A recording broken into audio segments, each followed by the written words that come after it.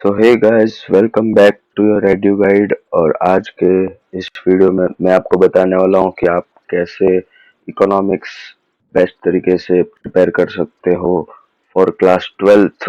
ठीक है, और 11th का भी मैंने बना कर रखा है, जो मैं आपको दूसरी वीडियो में बताऊंगा। इस वीडियो में सिर्फ हम डिस्कस करेंगे कि 12th स्टैंडर्ड में आप इकोनॉमिक्स अपना कैसे प्रिपेयर कर सकते हो। देखो, प्रैक्टिकल सब्जेक्ट है, आप प्रॉब्लम फेस नहीं करोगे ज़्यादा, but at the same time theory भी इसमें है। ठीक है, दो पार्ट है, part A part B. Part A macroeconomics और part B Indian economic development. तो मैं इस वीडियो में आपको बताने वाला हूँ कि कैसे आप ये सब प्रिपेयर कर सकते हैं वेरी इजीली, ताकि आप अच्छे मार्क्स स्कोर कर सके अपने बोर्ड के एग्जाम्स में। ठीक है, तो देखते हैं इसमें क्या क्या चीजें हैं, कितनी बुक्स है। ठीक है, कौन से चैप्टर है, कैसे आपको प्रिपेयर करना है, सब कुछ वेरी इजीली मैं आपको सब बताने वाला हूँ। ठीक है, so let's begin this video.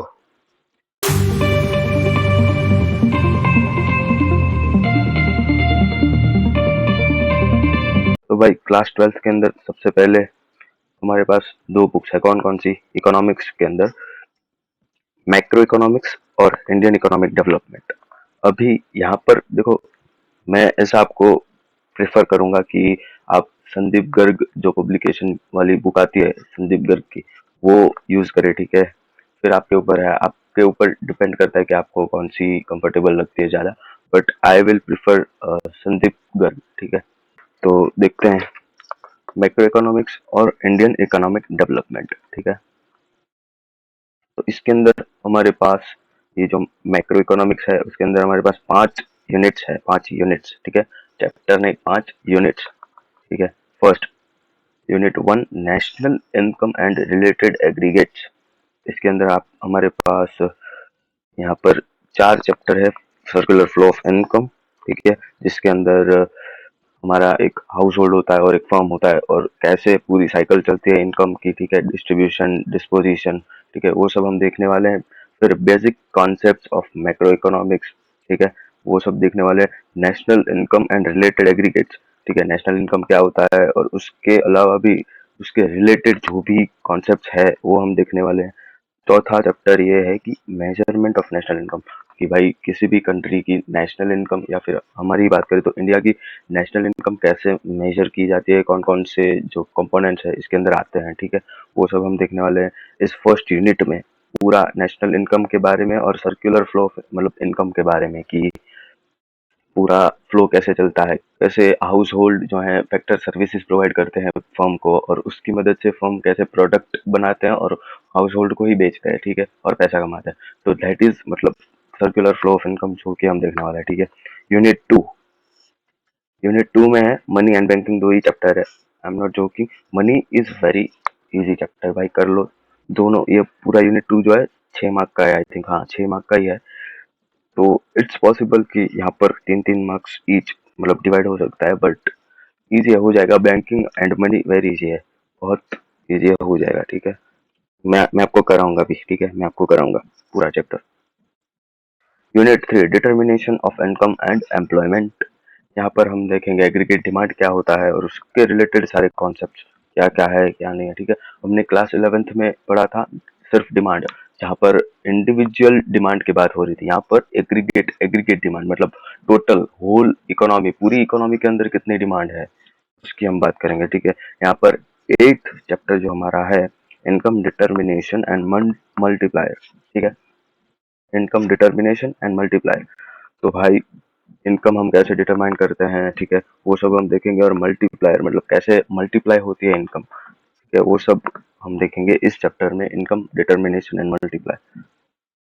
9th, excess demand and deficient demand. इसके अंदर हम देखने वाले हैं कि कैसे लाइक डिमांड जो है बढ़ जाती है बहुत ज्यादा। ठीक है, एक्सेस डिमांड मतलब एक इक्विलिब्रियम पॉइंट से ऊपर हो जाती है जब डिमांड, तब क्या करना होता है, तब गवर्नमेंट क्या करती है, तब इकोनॉमी में क्या क्या चेंजेस आते हैं वो सब देखेंगे। डेफिशिएंट डिमांड मतलब एक इक्विलिब्रियम पॉइंट से नीचे, मतलब इक्विलिब्रियम पॉइंट से कम जो डिमांड होती है, तो उस केस में क्या करना होता है, ठीक है, उस केस में हम क्या करते हैं वो सब हम देखने वाले हैं। ठीक है, अभी government budget and the economy, यहाँ पर पूरा एक चैप्टर का ही नाम है, ठीक है, गवर्नमेंट बजट एंड इकोनॉमी।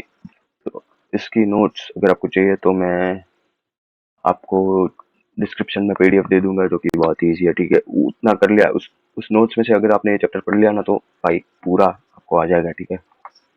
अगर आपको चाहिए तो मैं दे दूंगा डिस्क्रिप्शन में पीडीएफ पूरी, ठीक है। और ये जो लास्ट यूनिट हमारा है बैलेंस ऑफ पेमेंट्स, ठीक है, इसके अंदर दो चैप्टर्स है, फॉरेन एक्सचेंज रेट और एक है बैलेंस ऑफ पेमेंट, ठीक है, बैलेंस ऑफ पेमेंट। तो भाई यहाँ पर बैलेंस ऑफ पेमेंट और फॉरेन एक्सचेंज रेट आपको कैसे प्रिपेयर करना है वो मैं आपको सब बताता हूँ अभी, ठीक है। हम पहले देख लेते हैं सिलेबस हमारे पास कितना है, ठीक है। इंडियन इकोनॉमिक डेवलपमेंट, यहाँ पर से पार्ट बी शुरू होता है, और यहाँ से अगर मैं आपको कहूँ कि ये पूरा थियरी वाला चैप्टर है, मतलब ये पूरा थियरी वाला पोर्शन है, ठीक है। इंडियन इकोनॉमिक डेवलपमेंट, जिसके अंदर 3 यूनिट्स है हमारे पास, development experiences 1947 to 1990 and economic reforms since 1991, ठीक है। यहाँ ये देखते हैं, इसके अंदर 3 चैप्टर है। Indian economy on the eve of independence, मतलब जब हमारा इंडिया इंडिपेंडेंट हुआ तब हमारे इकोनॉमी की सिचुएशन क्या थी, तब बहुत ही बैकवर्ड और स्टेगनेंट इकोनॉमी थी हमारी, ठीक है। तो उसके रिलेटेड यहाँ पर सब कुछ दिया गया है पहले चैप्टर में, Indian economy on the eve of independence, ठीक है। इंडियन इकोनॉमी फ्रॉम 1950 टू 1990, तो भाई उसके बाद जब इंडिया इंडिपेंडेंट हो गया तो 1950 से लेकर, मतलब 1947 में इंडिपेंडेंट हुआ, तो यहाँ पर ये बताया गया है कि इंडियन इकोनॉमी, हमारी भारत की इकोनॉमी फ्रॉम 1950 से लेकर 1990 तक कैसी थी, मतलब क्या क्या चेंजेस आए, ठीक है, क्या क्या एफर्ट्स लगाए इंडिया ने, और खुद के दम पर खड़ा रहने के लिए, ठीक है। तो वो सब हम इस चैप्टर में पढ़ेंगे। और इकोनॉमिक रिफॉर्म्स सिंस 1991, मतलब क्या क्या चेंजेस आए, राइट, लाइक नई नई स्कीम्स आई, लाइक ग्लोबलाइजेशन, प्राइवेटाइजेशन, वो सब, ठीक है। यूनिट 7, तो यूनिट 7 के अंदर हमारे पास current challenges facing Indian economy, मतलब हमारी इकोनॉमी जो है कैसे चैलेंजेस फेस कर रही है वो सब इसके अंदर दिया गया है। Human capital formation, rural development, employment और सस्टेनेबल इकोनॉमिक डेवलपमेंट। देखो ये सारी चीज़ें थियोरी है और बहुत इंटरेस्टिंग है, हो जाएगा। आप अगर थोड़ा एफर्ट्स डाल के अगर पढ़ लोगे तो हो जाएगा, it's not a big deal, ठीक है। और यहाँ पर यूनिट 8 के अंदर डेवलपमेंट एक्सपीरियंस ऑफ इंडिया, एक ही चैप्टर है हमारे पास, comparative development experiences of India and its neighbours, ठीक है। Comparative development experiences of India and its neighbour. यहाँ पर ये इस चैप्टर में से आपको आई थिंक, हाँ, एनालिटिकल मतलब एनालिसिस करना होगा आपको, एक टेबुलर फॉर्म में या फिर कोई भी डेटा दिया गया होगा 3 कंट्रीज का, कौन कौन सी, इंडिया, चाइना और पाकिस्तान, ठीक है। 3 कंट्री का आपको डेटा दिया गया होगा, उसके ऊपर से आपको एनालिसिस करना है, और आपको जो भी चेंजेस दिख रहे हैं, जो भी बदलाव दिख रहे हैं, जो भी सिचुएशन दिख रहे हैं, उसको आपको डिस्क्राइब करना है, ठीक है, नीचे आंसर में। इस चैप्टर में से यही आएगा कि पूरा एक आपको टेबल या फिर एक चार्ट दे दिया गया है, उसके अंदर से आपको एनालिसिस करके आंसर लिखना है कि क्या आपको दिख रहा है, ठीक है। यहाँ पर 3 कंट्रीज का कंपैरिजन होगा, इंडिया, चाइना और पाकिस्तान, ठीक है। तो इतना है हमारे पास सिलेबस पूरे 12th का, ठीक है, इकोनॉमिक्स के अंदर, ठीक है, इकोनॉमिक्स का। तो ये तो मैंने आपको बता दिया सिलेबस। अब इसको प्रिपेयर कैसे करना है भाई, यही तो बड़ी दिक्कत हो रही है, यहाँ पे ही तो दिक्कत आ रही है भाई हमें, ठीक है। तो सबसे पहला पॉइंट क्या कहता है हमारा, you must be aware of syllabus of specific subject, ठीक है। तो भाई मैंने आपको बताया क्लास 12th में हमारे पास कौन कौन से चैप्टर्स आने वाले हैं, क्या सिलेबस है, ठीक है। के बाद analyse the syllabus and make out which chapter should be given more importance according to allocation of marks. देखो ये सेम टू सेम वही पॉइंट्स है जो बिजनेस स्टडीज वाले वीडियो में थे, ठीक है। ऐसे ही प्रिपेयर होता है सब। पूरा एनालिसिस करो, ठीक है। अपने पास ये पीडीएफ खोल लो सिलेबस की, जो सीबीएसई ने दी है, ठीक है। ये पूरी की पूरी पीडीएफ आती है जो सीबीएसई ने दी है सिलेबस की। तो वो डाउनलोड कर सकते हैं आप गूगल से, ठीक है। पार्ट ए के अंदर देखो यहाँ पर national income and related aggregates, जिसके अंदर 4 चैप्टर्स है। इसके अंदर 10 मार्क्स का सिलेबस है पूरा, ठीक है। 10 मार्क्स का पोर्शन इन 4 चैप्टर्स में से आने वाला है। मनी एंड बैंकिंग, देखो देखो, मनी एंड बैंकिंग जो है वो 6 मार्क्स का मैंने बोला था ना। हाँ, तो हो सकता है मनी 3 मार्क्स का और बैंकिंग भी 3 मार्क्स का। हाँ, हो सकता है भाई, डिवाइड कर दो, ठीक है। Determination of income and employment, वो जो 12 मार्क्स का है, जो एग्रीगेट डिमांड वाला जो चैप्टर था, आई थिंक। हाँ, वही है ना, डिटर्मिनेशन। हाँ, aggregate demand and related concepts फिर इनकम डिटर्मिनेशन और एक्सेस डिमांड और डेफिशिएंट डिमांड, ठीक है। तो determination of income and employment जो कि है हमारे पास 12 मार्क्स का। यहाँ पर गवर्नमेंट बजट पूरा एक ही चैप्टर है, 6 मार्क्स का। बहुत ही बेनिफिट आपको यहाँ पर हो सकता है अगर आप ये चैप्टर कर लो, बहुत ही इजी है, ठीक है। थोरोली ये देखो, नोट्स से चैप्टर प्रिपेयर करते हो ना, तो नोट्स से पढ़ो, ठीक है। स्ट्रेटेजी बनाओ पूरी, फिर माइंड मैप हो गए, फिर हमारे पास फ्लो चार्ट हो गया, ठीक है। उससे पढ़ो और एग्जाम्पल्स से पढ़ो, ठीक है। एग्जाम्पल्स मतलब देखो, कोई भी कॉन्सेप्ट है ना, अगर आप उसको एग्जाम्पल से पढ़ते हो या फिर माइंड मैप से पढ़ते हो और स्ट्रेटेजी बना के पढ़ते हो, नोट्स से पढ़ते हो, तो आपको इजीली माइंड माइंड में ऐसे बैठ जाएगा, ठीक है। लाइक अगर आप पिक्टोरियल्स या फिर स्टोरी टेलिंग से पढ़ते हो, तो ही आपको अच्छे से समझ में आएगा, ठीक है। देखो, कोई भी कॉन्सेप्ट है ना, एक इजीली मैं एक आपको बहुत ही बढ़िया तरीका बताता हूँ। अगर आपको अपने माइंड में कोई भी चीज़ बैठानी है ना, तो मतलब देखो, अगर आपको कोई भी चीज़ समझनी है तो ऐसे समझो कि वो हमारे माइंड से बाहर निकले ही ना, ठीक है। फॉर एग्जाम्पल अगर मैं बात करूँ, कोई भी कॉन्सेप्ट है तो आपको फॉर एग्जाम्पल नहीं समझ में आ रहा है कि क्या है क्या नहीं, तो try to understand it by pictorials, ठीक है, और एग्जाम्पल्स लो, ठीक है, ताकि आपके माइंड में वो कॉन्सेप्ट क्लियर हो और अच्छा आप स्कोर कर पाओ एग्जाम में। और एग्जाम में देखो, हमारे पास जब हम एग्जाम लिखते हैं ना, जब हम एग्जाम में बैठे हैं ना, तो पूरा ब्लैंक होता है माइंड, ठीक है। कुछ समझ में नहीं आ रहा है क्या लिखे क्या नहीं। तो उस केस में क्या होगा ना, कि जो भी आपने इस तरह से पढ़ा है कि एग्जांपल्स लेके फ्लो चार्ट्स में, माइंड मैप्स में स्ट्रेटेजीज बनाई, या फिर नोट्स से पढ़ा है, या फिर पिक्टोरियल एग्जांपल्स लेके पढ़ा है, ठीक है, तो वो आपको बहुत ही हेल्प करेगा एग्जाम में। तो गवर्नमेंट बजट जो है हमारे पास 6 मार्क्स का है, ठीक है। पूरा एक ही चैप्टर है, पूरा 6 मार्क्स का। ये कवर कर लो, बहुत ही आपको बेनिफिशियल रहेगा। 6 मार्क्स तो आपके यहीं पे पक्के हो गए। एक चैप्टर ही है, ठीक है, और वो भी इजी वाला। बैलेंस ऑफ पेमेंट के अंदर हमारे पास 2 चैप्टर है, फॉरेन एक्सचेंज रेट और बैलेंस ऑफ पेमेंट है।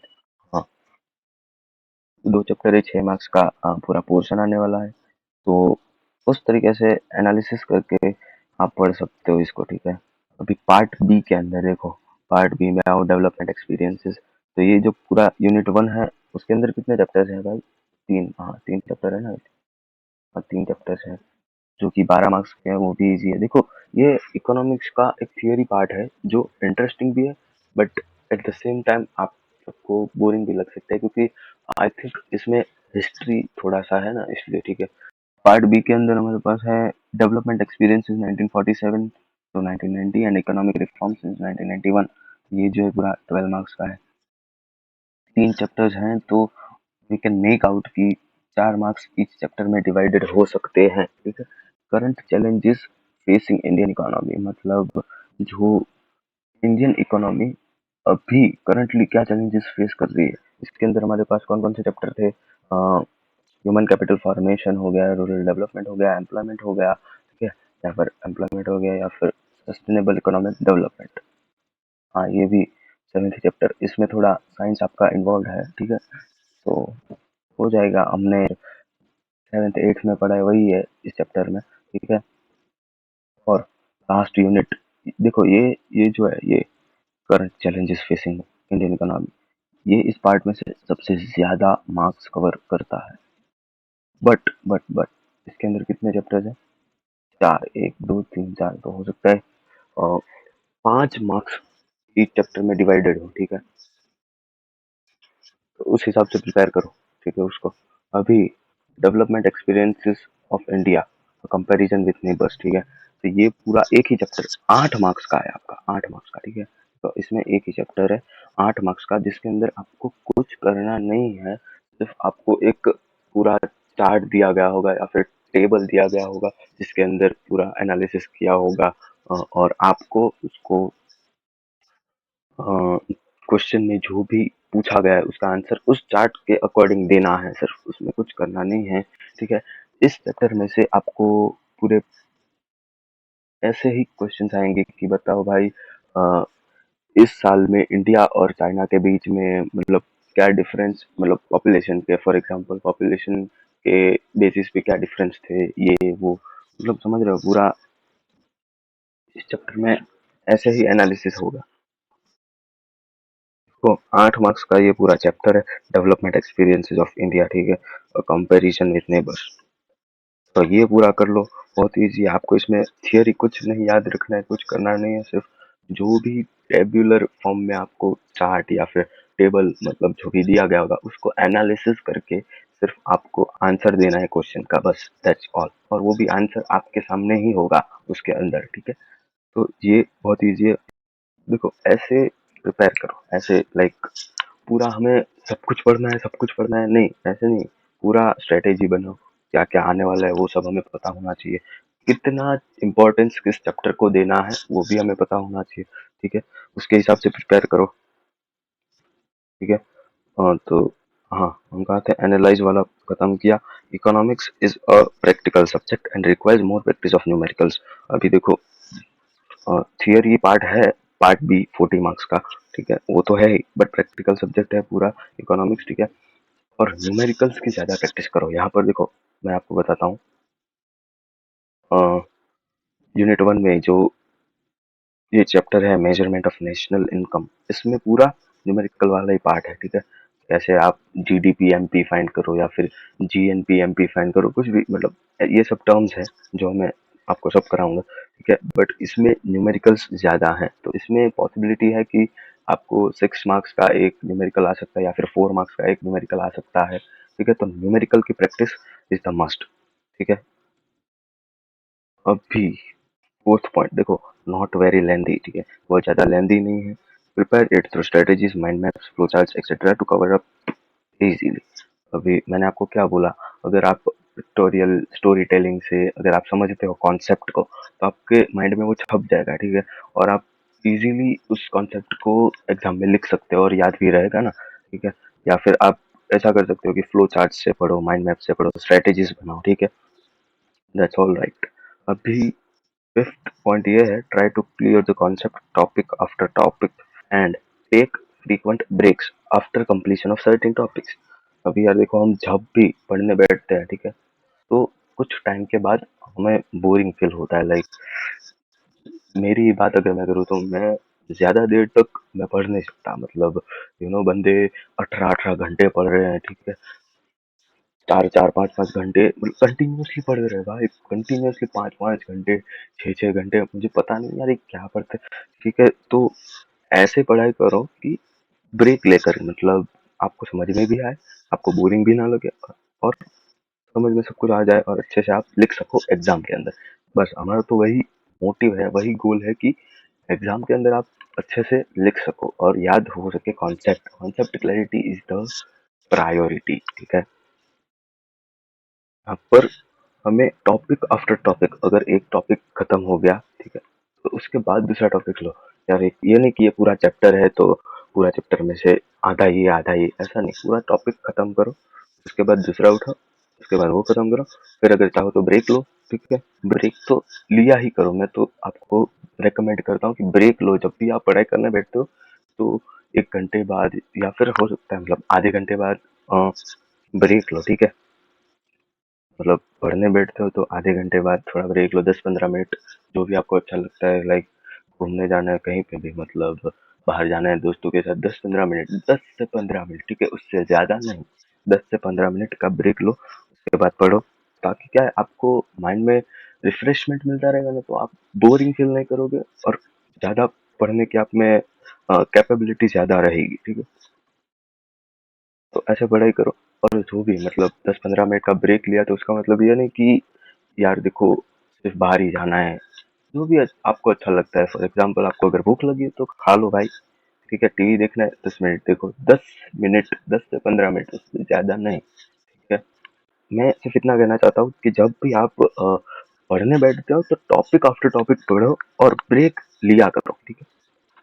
तो उससे क्या है, अगर आपका माइंड रिफ्रेश रहेगा ना तो आपके माइंड में कॉन्सेप्ट भी उतनी जल्दी क्लियर होगी और उतने अच्छे से क्लियर होंगे।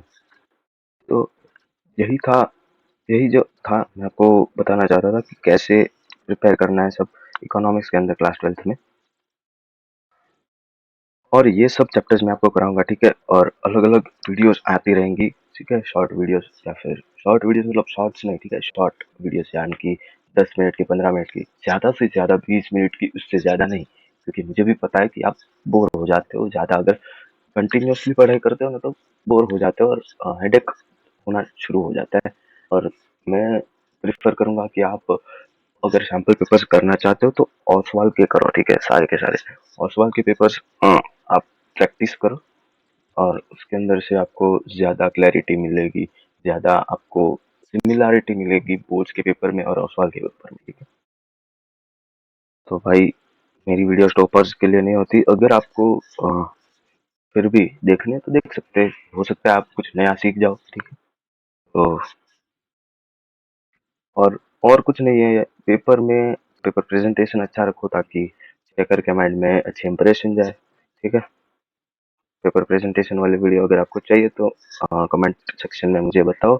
और इसके बारे में भी बताओ कि कौन से चैप्टर की वीडियो आपको पहले चाहिए, ठीक है। मुझे कमेंट सेक्शन में बताओ ताकि मैं आपके लिए ये वीडियोस मतलब ये चैप्टर की पूरी वीडियोस आपके लिए बना सकूँ, ठीक है।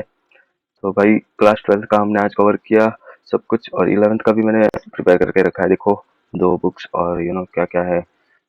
तो ये भी वीडियो आ जाएगी आपके पास जल्द से जल्द, ठीक है। कॉन्सेप्ट पे ज़्यादा ध्यान दो, और मैंने जैसे बताया कि स्टोरी टेलिंग या फिर पिक्टोरियल से अगर आप कॉन्सेप्ट क्लियर करते हो ना तो आप इजीली कॉन्सेप्ट को याद रख सकते हो अपने दिमाग में, ठीक है। और उससे क्या होगा कि एग्जाम में आप अच्छे से लिख सकते हो, दैट्स ऑल, दैट्स इट, ठीक है। ये था हमारे आज का ये वीडियो। तो समझ में आ गया ना भाई क्या क्या चीज़ें कवर की हमने, कैसे पढ़ाई करनी है, ठीक है। सिर्फ मतलब पूरा 5-6 घंटा अगर पढ़ते भी हो तो कंटिन्यूअसली कंटिन्यूअसली मत पढ़ा करो भाई। तो ऐसे किया करो तैयारी सब बोर्ड्स की या फिर किसी भी कॉम्पिटिटिव एग्जाम की अगर आप तैयारी कर रहे हो, ठीक है। अगर आपको किसी भी चैप्टर की वीडियो चाहिए तो मुझे जल्द से जल्द कमेंट सेक्शन में बताओ, ठीक है। भाई आज की इस वीडियो में इतना ही। अगर आपको ये वीडियो अच्छी लगी तो लाइक करो, चैनल को सब्सक्राइब करो, और मुझे कमेंट सेक्शन में बताओ आपको कौन सी वीडियो चाहिए अभी, ठीक है। बाय।